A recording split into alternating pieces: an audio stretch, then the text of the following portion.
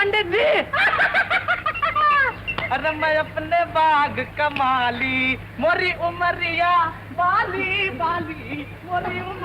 हिंदी फिल्मी दुनिया में हमने एक से बढ़कर एक सितारे देखे। किसी ने अपनी अदाकारी से तो किसी ने अपनी गायकी से करोड़ों दिलों में जगह बनाई, लेकिन एक सितारा ऐसा था जिसने लाखों दिलों में एक अमिट छाप छोड़ी। वे थे किशोर कुमार, यानी आभास कुमार गांगुली। जरूरत है, सख्त जरूरत है।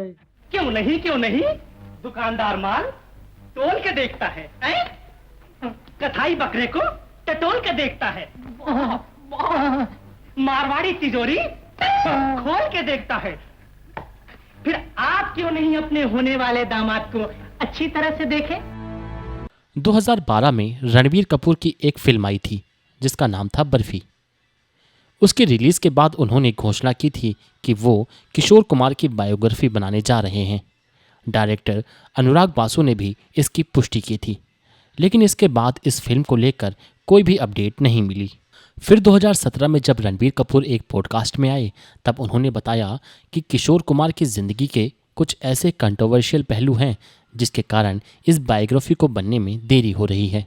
ये बायोपिक आमिर खान को भी ऑफर की गई थी, लेकिन उन्होंने कोई खास रुचि नहीं दिखाई। किशोर कुमार वो लेजेंडरी सिंगर जिन्होंने अपनी ज़िंदगी में 3000 से भी अधिक गाने गाए, जिनमें से कई गाने तो आज भी सुने जाते हैं और हर नौजवान के दिल में जोश और मुस्कान ले आते हैं। ओ खई के पान बनारस वाला। 41 साल के अपने फिल्मी करियर में किशोर कुमार ने 90 से ज़्यादा फिल्मों में काम किया। बॉलीवुड के बड़े बड़े सितारे आज भी उनकी कला और अदाओं की तारीफ करते हैं, लेकिन पर्दे पर उनकी ज़िंदगी जितनी हंसमुख और मज़ेदार दिखती थी, पर्दे के पीछे उतनी ही संघर्ष भरी और कंट्रोवर्शियल रही। तो चलिए किशोर कुमार की ज़िंदगी के सफ़र की शुरुआत करते हैं, जहां वो आभास कुमार गांगुली हुआ करते थे। किशोर कुमार का जन्म 4 अगस्त 1929 को खंडवा यानी मध्य प्रदेश के एक बंगाली परिवार में हुआ था। उनके पिता कुंजीलाल गांगुली एक वकील थे और माता गौरी देवी बंगाल के एक प्रतिष्ठित परिवार से थीं। कुंजीलाल गांगुली को खंडवा बुलवाने में प्रसिद्ध गोखले परिवार का बड़ा हाथ था। उन्होंने उन्हें अपने निजी वकील के तौर पर नियुक्त किया था। 4 भाई बहनों में किशोर कुमार सबसे छोटे थे।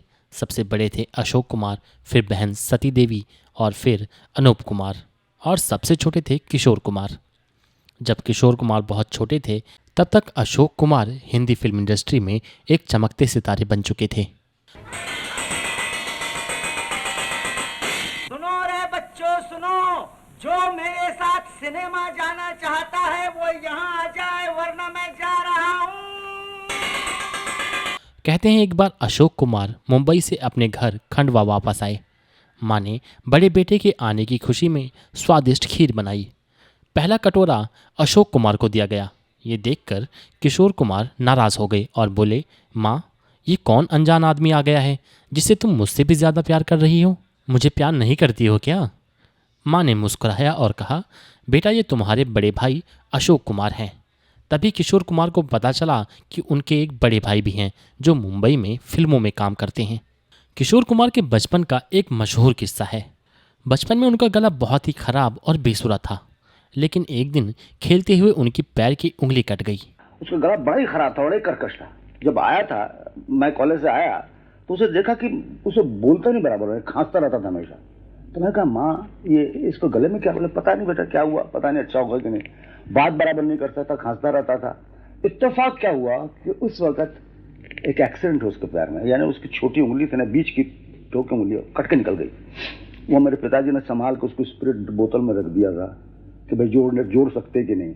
अच्छा, वो 50 साल की बात आगे की बात है, 50 साल आगे की बात है। तो उस वक्त ऐसी दवाइयाँ होती नहीं थी जो दर्द कम कर सके। तो रोता रहे, करीब 20-22 घंटे रोता रहे, और फिर थोड़ी देर के लिए दवा ले तो चुप रहे, फिर रोता रहे। वो महीना भर रोता रहा। ये समझ लीजिए उसके लिए रियाज हो गया और गला साफ हो गया। कहते हैं यही हादसा उनके जीवन का टर्निंग पॉइंट साबित हुआ। उसके बाद जो आवाज़ निकली वो आवाज़ आगे चलकर भारतीय संगीत के इतिहास में अमर हो गई। ज़्यादातर एक्टर्स अपने गाने खुद ही गाते थे। अशोक कुमार भी ऐसा ही किया करते थे। छोटे भाई को ये देखकर प्रेरणा मिली और उनके अंदर भी गायक बनने की इच्छा जाग उठी। अशोक कुमार ने छोटे भाई के इस शौक को देखते हुए उन्हें एक हारमोनियम लाकर दिया। किशोर कुमार केएल सहगल के बहुत ही बड़े भक्त थे। वे अक्सर उनके गाने गुनगुनाते और हूबहू उनकी तरह आवाज़ निकालने की कोशिश किया करते। एक दिन जब वो रियाज कर रहे थे तब अशोक कुमार ने उनसे कहा, मैं क्या जानूं क्या जादू है। शायद गाना शुरू किया और हमसे कहा करता था, तुम गाते तो ठीक हो लेकिन सहगल जैसा नहीं है। मैंने कहा ठीक है भाई, तू उसी गाना गाया कर, वो अच्छा है। उस तरह से वो गाना सीखा उसने, तो सहगल के गाने से सीखा, उसके गाने कॉपी करते हुए सीखा। और हमारे पिताजी से कहता था कि अच्छा जब कोई लोग आते थे घर में तो हमारे पिताजी बुलाते थे, गाओ गाना गाओ। बोले किसका गाना गाऊं, दादा मुन्नी का या सहगल का? तो बोले कि क्यों, दोनों का दोनों का? नहीं, दादा मुन्नी का 4 आना और सहगल का 1 रुपया, दो गाते। ये सुनकर अशोक कुमार हंस पड़े। लेकिन उसी दिन उन्हें समझ आ गया कि उनका छोटा भाई कितना होशियार और जिद्दी है और संगीत के प्रति कितना दीवाना है। कहते हैं कि अशोक कुमार बचपन से ही बहुत ही शरारती और पढ़ाई में कमज़ोर हुआ करते थे। वो अक्सर क्लास में टीचर का स्केच बनाया करते थे या फिर टेबल को ही तबला बनाकर अक्सर ताल देने लगते। प्रिंसिपल ने घर पर पत्र भेजा, आपका बेटा न खुद पढ़ता है और न किसी और को पढ़ने देता है। शिकायतों से परेशान होकर पिता ने आखिरकार किशोर कुमार को मुंबई भेज दिया, उनके बड़े भाई अशोक कुमार के पास, ये सोचकर कि पढ़ाई नहीं तो कुछ और ही कर लेगा। मुंबई पहुंचकर किशोर कुमार घंटों रियाज किया करते, स्टूडियो के चक्कर लगाते और 1946 में उन्हें पहला मौका मिला फिल्म शिकारी में कोरस सिंगर के तौर पर। लेकिन असली ब्रेक उन्हें मिला डायरेक्टर खेमचंद प्रकाश के जरिए।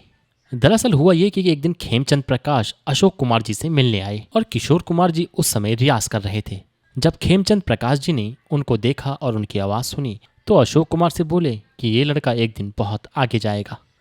और इसी के बाद उन्होंने किशोर कुमार को फिल्म जिद्दी, जो कि 1948 में आई, उसमें गाने का मौका दिया। ये वो फिल्म थी जिसमें देवानंद का करियर भी शुरू हुआ था। मरने की दुआएं क्यों मांगूं। अशोक कुमार चाहते थे कि किशोर कुमार एक्टर बने, लेकिन किशोर का मन गायकी में था। आखिरकार दादा मुन्नी की जिद के आगे उन्हें झुकना पड़ा और उन्होंने अपनी पहली फिल्म शिकारी में एक सैनिक का छोटा सा रोल किया और यहीं पर उन्हें एक नया नाम मिला, किशोर कुमार। यही नाम आगे चलकर इतिहास बन गया। एक दिन एस.डी. बर्मन ने किशोर कुमार को गाते हुए सुना और उनको ऐसा लगा कि ये केएल सहगल की नकल कर रहे हैं। उन्होंने किशोर कुमार को बुलाया और कहा, तुम इतना अच्छा गाते हो, फिर किसी की नकल क्यों करते हो, अपनी खुद की पहचान बनाओ। और यही सलाह किशोर कुमार के करियर को एक नई दिशा की तरफ ले गई। 1953 में फिल्म लड़की आई। इसमें उनके कॉमिक अंदाज ने सबके दिल को जीत लिया। तकलीफ कैसी, पोस्ट ऑफिस से पता पूछा और सीधा यहाँ चला आया। ओ ऐसे चाय पियेंगे? जी चाय तो मैं रोज ही पीता हूँ। तो कुछ खाने के लिए मंगवाऊं? खाना भी मैं रोज ही खाता हूँ। बस इतना अर्ज करने आया था कि कल रात आपका नाच कयामत का था। इंसान तो इंसान, कुर्सियों के दिल धड़क रहे थे। ऐसा मालूम होता था जैसे 8 आप। इसके बाद नौकरी, भागम भाग, रुखसाना जैसी फिल्में आई और किशोर कुमार धीरे धीरे कॉमेडी और म्यूजिक के किंग बन गए। 1956 में आई भाई भाई और फिर शुरू हुआ वो दौर जहां किशोर कुमार बन गए हिंदी सिनेमा के सबसे मनोरंजक कलाकार। एक बार फिल्म मार्शल की शूटिंग कर रहे थे। उसी फिल्म में एक जूनियर आर्टिस्ट थी जिनका नाम था रूमा घोष। किशोर कुमार जब उनसे मिले तो किशोर कुमार को रूमा घोष बहुत ही ज़्यादा पसंद आई और फिर उन्हें पहले दोस्ती हुई और फिर धीरे धीरे ये दोस्ती प्यार में बदल गई। किशोर कुमार रूमा घोष से शादी करना चाहते थे, लेकिन इसमें सबसे बड़ी अड़चन थी कि दोनों की ही कास्ट अलग अलग थी। जिसके बाद किशोर कुमार ने सोचा कि क्यों ना चुपचाप ही शादी कर लिया जाए। किशोर कुमार के बड़े भाई अशोक कुमार यानी दादा मुन्नी को जब ये बात पता चली तो वो किशोर कुमार के ऊपर बहुत ही ज़्यादा नाराज़ हुए। लेकिन किशोर कुमार भी बचपन से ही बहुत ही ज़्यादा ज़िद्दी थे और उन्होंने आखिरकार अपने परिवार को मना ही लिया और फिर 1950 में दोनों ने शादी कर ली। किशोर कुमार की ज़िंदगी बहुत ही अच्छी चल रही थी और 2 साल तक उनके बेटे अमित कुमार भी अब दुनिया में आ चुके थे। किशोर कुमार ने मुंबई में खुद का घर लिया और वहीं शिफ्ट हो गए और काम में काफ़ी ज़्यादा व्यस्त हो गए। रूमा देवी अब अपने घर का काम संभाला करती थी क्योंकि किशोर कुमार नहीं चाहते थे कि वो अब फिल्मी दुनिया में काम करें और इसी बात को लेकर अब दोनों के बीच अक्सर बहस होने लगी। कहते हैं कि रूमा देवी को फिल्मी दुनिया से दूर होने के साथ साथ किशोर कुमार के इंट्रोवर्ट पर्सनैलिटी और अलग अलग तरीके से रहने का स्टाइल भी पसंद नहीं था। उन्होंने अपने इंटरव्यू में कहा था कि किशोर कुमार एक जीनियस हैं, उनके साथ रहना इतना आसान नहीं। और आखिरकार 1956 में दोनों एक दूसरे से अलग हो गए और रूमा घोष अपने बेटे अमित को अपने साथ कोलकाता ले गईं और 1958 में आखिरकार दोनों का डिवोर्स हो गया। किशोर कुमार इस वक्त अकेले थे और अकेलेपन से पीछा छुड़ाने के लिए उन्होंने फिल्मी दुनिया में अभिनय की शुरुआत फिर से की। 1950 का दशक हिंदी सिनेमा के स्वर्णिम युग का दौर। इसी दौर में एक खूबसूरत परी आई थी जिसे दुनिया मधुबाला के नाम से जानती है, और दूसरी तरफ एक हंसमुख और बेफिक्र और बिंदास कलाकार किशोर कुमार। दोनों की मुलाकात फिल्म चलती का नाम गाड़ी में 1958 में हुई। ये वही फिल्म थी जिसमें तीनों भाई यानी किशोर, अनूप और अशोक तीनों ने मिलकर साथ काम किया। फिल्म जब रिलीज हुई तो सुपर हिट साबित हुई और इसी फिल्म ने किशोर कुमार और मधुबाला के दिलों को भी जोड़ दिया। किशोर के मस्तमौला स्वभाव और उनकी हंसी ने मधुबाला के गंभीर और बीमार दिल में मुस्कान की एक लहर सी ले आई। कहते हैं कि शूटिंग के दौरान जब मधुबाला थोड़ा भी उदास होती तो किशोर कुमार जानबूझकर मजाक करते और गाना गाते ताकि वो मुस्कुरा उठें, और धीरे धीरे यही हंसी प्यार में बदल गई। लेकिन ये रिश्ता आसान नहीं था। मधुबाला का परिवार, खासकर उनके पिता अताउल्ला खान, इस शादी के बिल्कुल सख्त खिलाफ थे। उन्हें लगता था कि किशोर मधुबाला की बीमारी और उनके स्टारडम को झेल नहीं पाएगा। फिर भी प्यार ने सभी दीवारें तोड़ दी। आखिरकार 1960 में दोनों ने शादी कर ली। हालांकि ये शादी बड़ी ही चुपचाप तरीके से हुई। कहते हैं कि किशोर कुमार ने मधुबाला से शादी करने के लिए इस्लाम कबूल कर लिया था और अपना नाम करीम अब्दुल रखा था, पर कहते हैं कि ये रिश्ता सिर्फ कुछ सालों का ही मेहमान साबित हुआ। मधुबाला की तबीयत लगातार बिगड़ती जा रही थी और उन्हें हार्ट की गंभीर बीमारी थी, जिसके इलाज के लिए उन्हें विदेश भी ले जाया गया, लेकिन कोई भी फायदा नहीं हुआ। किशोर कुमार ने उनसे बहुत ही मोहब्बत की, लेकिन मधुबाला के पिता हमेशा इस रिश्ते के खिलाफ ही रहे और दोनों के बीच तनाव बना रहा। उधर मधुबाला की बीमारी बढ़ती गई और अंततः 23 फरवरी 1969 को मधुबाला ने इस दुनिया को अलविदा कह दिया। किशोर कुमार उस दिन पूरी तरह से टूट गए और उन्होंने कहा, मधुबाला के साथ मैं सिर्फ हंसता था, पर असल में हर हंसी के पीछे एक गहरा दर्द था। मधुबाला के निधन के बाद किशोर कुमार फिर पहले जैसे नहीं रहे। वे अकेलेपन में डूब गए। कई दिनों तक कोई भी गाना भी नहीं गाया। उनके अंदर का बच्चा जैसे खो सा गया। लेकिन ये जिंदगी चलती रही और उन्होंने खुद को काम में डुबो दिया। फिर उनकी जिंदगी में आई योगिता बाली। फिल्म शबनम के दौरान दोनों करीब आए और 1976 में शादी कर ली। लेकिन ये रिश्ता भी ज़्यादा दिन नहीं चल पाया और सिर्फ 2 साल बाद उनका तलाक हो गया। योगिता बाली बाद में मिथुन चक्रवर्ती की पत्नी बनी। किशोर कुमार ने तीसरी शादी की लीना चंदावरकर से। लीना उनसे लगभग 20 साल छोटी थी। शुरुआत में लोगों ने कहा कि ये रिश्ता चल नहीं पाएगा, लेकिन लीना ने किशोर को उनके जीवन के आखिरी दिनों में भी मुस्कुराना सिखाया। लीना और किशोर का बेटा सुमित कुमार आज भी अपने पिता की विरासत को आगे बढ़ा रहे हैं। 1970 और 80 का दशक किशोर कुमार के जीवन का सबसे संघर्षपूर्ण और विवादित दौर रहा, जहां एक तरफ वो फिल्मी दुनिया के सबसे लोकप्रिय गायक बन चुके थे तो वहीं दूसरी तरफ सरकार से उनकी ठन गई थी। 1975 का वो दौर था जब देश भर में आपातकालीन यानी इमरजेंसी लगा दी गई थी। उस दौर में सरकार चाहती थी कि हर कलाकार कांग्रेस पार्टी का प्रचारक बने और उनके प्रचार में हिस्सा ले। सरकार के अधिकारियों ने किशोर कुमार को भी एक राजनीतिक कार्यक्रम में आने का निमंत्रण भेजा, लेकिन किशोर कुमार ने स्पष्ट मना कर दिया। उन्होंने कहा, मैं सिर्फ अपने गानों से जनता का मनोरंजन करता हूँ, राजनीति से मेरा कोई भी संबंध नहीं। बस ये इनकार उन्हें बहुत भारी पड़ गया।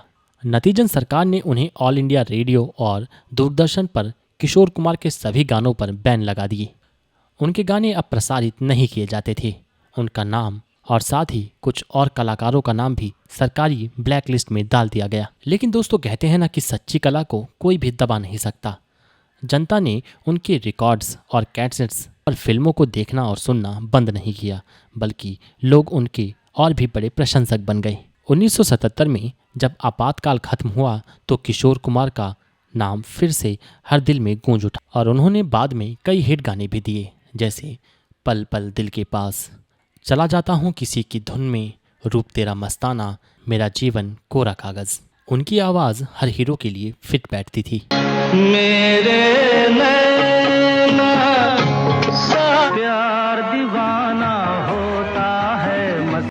देवानंद, राजेश खन्ना, अमिताभ बच्चन, ऋषि कपूर, हर किसी का चेहरा किशोर की आवाज़ में बस गया था। राजेश खन्ना तो कहते थे कि मेरा स्टार बनने का आधा श्रेय किशोर कुमार को जाता है। किशोर कुमार अपनी ज़िंदगी अपने नियमों से जीते थे।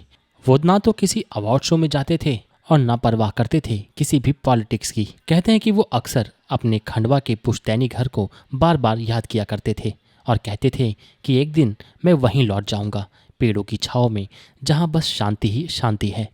उन्हें पैसों से ज़्यादा सुकून की कीमत पता थी। फिल्म इंडस्ट्री में उनकी छवि थोड़ा मिजाजी बताई जाती थी, लेकिन जो उन्हें जानते थे वो कहते हैं कि किशोरदा बच्चे की तरह सच्चे और साफ दिल के इंसान थे। 13 अक्टूबर 1987 वो दिन था जब पूरी दुनिया मौन हो गई। उस दिन किशोर कुमार अपने घर में थे। सुबह उन्होंने लीना से कहा, आज बहुत अच्छा लग रहा है, चलो खंडवा चलते हैं। उन्होंने ये भी कहा कि वो अपने खंडवा के बंगले को फिर से बनवाना चाहते हैं। उन्होंने ये बात उस दिन बहुत ही जोर देकर कहा कि अब मुझे वहीं रहना है, लेकिन नियति को कुछ और ही मंजूर था। दोपहर के 2 बजे उन्हें दिल का दौरा यानी हार्ट अटैक पड़ा और उसी दिन किशोरदा ने अपनी पत्नी लीना की गोद में इस दुनिया को हमेशा हमेशा के लिए छोड़ दिया। उनकी अंतिम इच्छा थी कि मेरा अंतिम संस्कार खंडवा में किया जाए, और हुआ भी वही। खंडवा की उसी मिट्टी में जहाँ से उन्होंने अपने सपनों की उड़ान भरी थी, वहीं सदा सदा के लिए सो गए हमारे प्यारे किशोरदा। दोस्तों, आज 4 दशक बीत चुके हैं, पर किशोर कुमार की आवाज़ आज भी जिंदा है। उनके गाने हर पीढ़ी के लोग सुनते हैं और हर प्रेमी जोड़ा गुनगुनाता है। हर दर्दमंद दिल उनके सुरों में सुकून ढूंढता है, और इसीलिए कहते हैं कि किशोरदा सिर्फ एक सिंगर नहीं बल्कि एक पूरा युग थे। किशोरदा तो चले गए, लेकिन हर धुन में, हर मुस्कान में उनका एक अंश आज भी जिंदा है। दोस्तों, अगर आपने हमारी वीडियो यहाँ तक देखा तो आपका बहुत ही दिल से धन्यवाद, और हमें कमेंट करके ज़रूर बताइए कि अगली बायोग्राफी आप किसकी सुनना चाहते हैं। साथ ही अगर किशोरदा के जीवन के कुछ पहलू आप हमसे साझा करना चाहते हैं तो हमें कमेंट में ज़रूर बताएं। हम फिर मिलेंगे अपनी अगली वीडियो में। धन्यवाद।